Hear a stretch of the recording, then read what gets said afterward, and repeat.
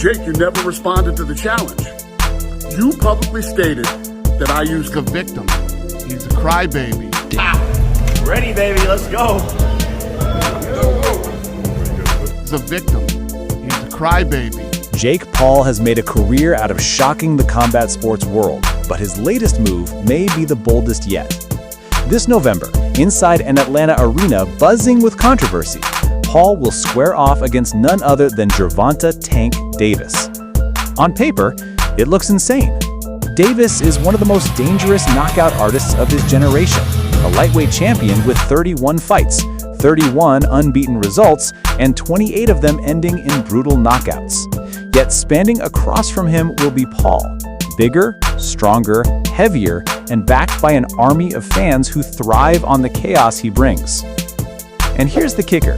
Even Dana White, the UFC president who has spent years trading jabs with Jake Paul, believes the YouTuber-turned-boxer might actually have a chance. Brother, I don't hate your brother.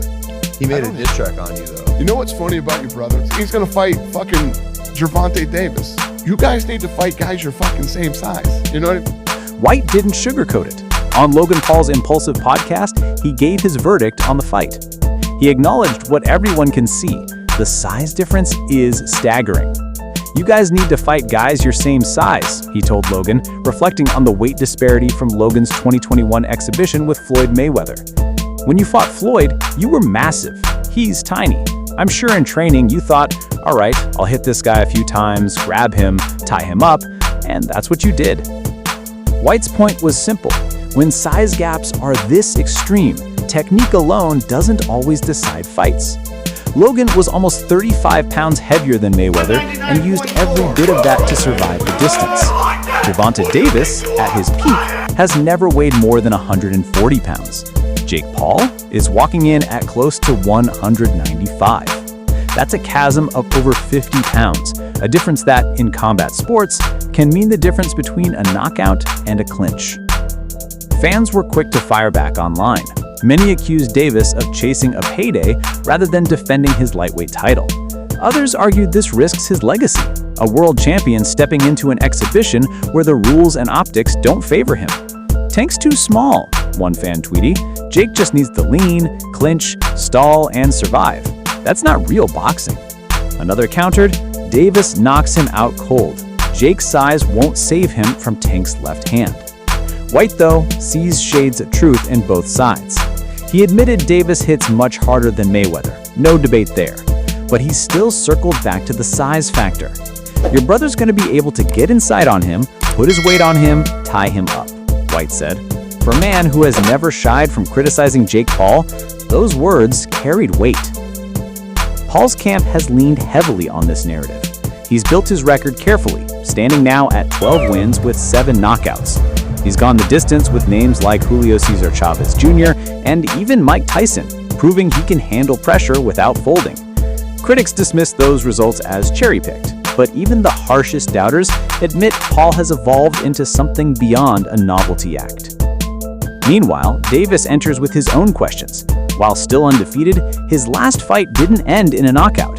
Against Lamont Roach Jr., he was forced to settle for a draw.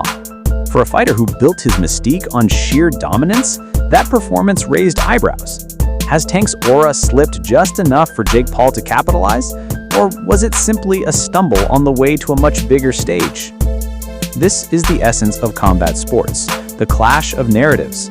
Davis is the proven technician, the knockout king, the smaller man with the heavier hands. Paul is the disruptor, the physical outlier, a fighter unbound by weight classes and tradition. Together, they create a spectacle that blurs the line between sport and entertainment, exactly the kind of event Jake Paul has mastered.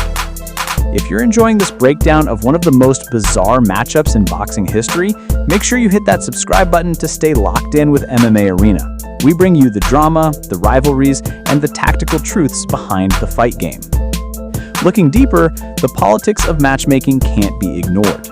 Purists argue that Davis should be defending his lightweight strap, not chasing circus fights against men 50 pounds heavier. But money talks. Paul brings massive pay-per-view buys, crossover attention, and a viral spotlight that few fighters can match. For Davis, the payday may dwarf anything he's earned defending his belt. For Paul, beating Tank, even in an exhibition, would be the kind of headline that cements his place in combat sports history. White's analysis echoes the concerns of many. Tank hits much harder than Mayweather, but he's too small. It's the paradox of this fight.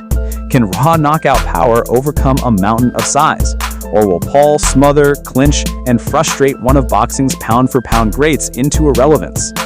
The fight world is divided. Some see it as a travesty, a circus that devalues real boxing.